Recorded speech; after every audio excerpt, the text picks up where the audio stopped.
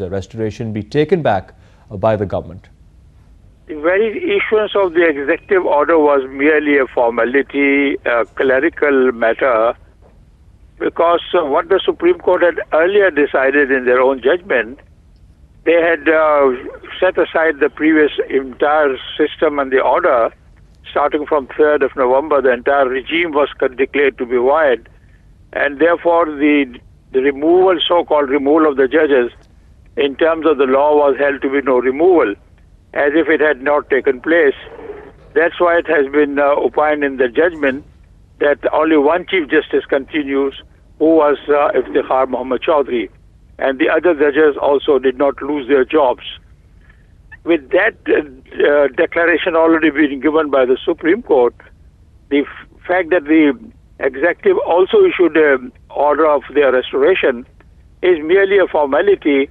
Whether they keep it, they withdraw it, they had passed it or not, would not have made any difference.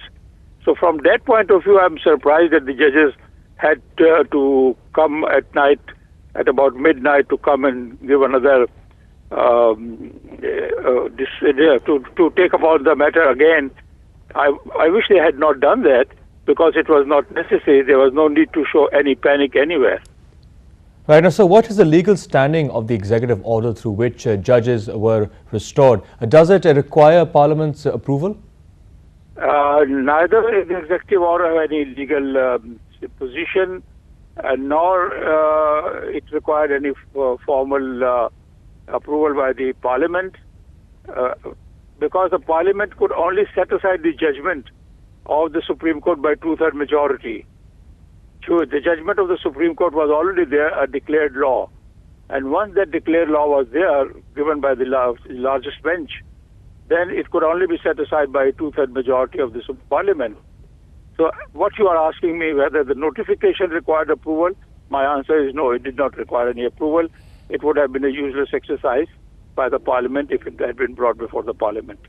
Right. Now, so also, is there any constitutional protection given to the restoration process?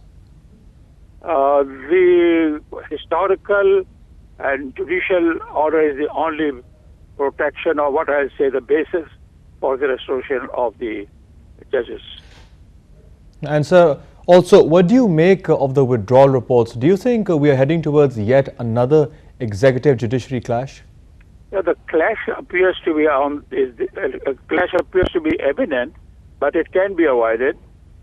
Still, time available for the government to think over the matter relating to the implementation of the NRO, and considerable time has been given till November.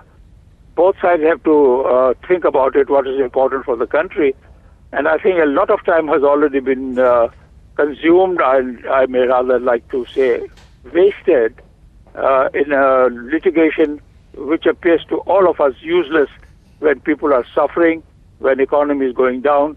Therefore, it should come to an end now, sooner than later. Also, sir, that we know that the Prime Minister had said in the National Assembly that the issue of the restoration of judges hasn't been ratified by the assemblies as yet. Can the Supreme Court take some action to make sure that the ratification does come through? Well, the Prime Minister made that statement, which I would call a political statement, and off the cuff statement, which should not be taken note of. Right, Mr. Aslam Zafar, thank you very much for talking to Express 24.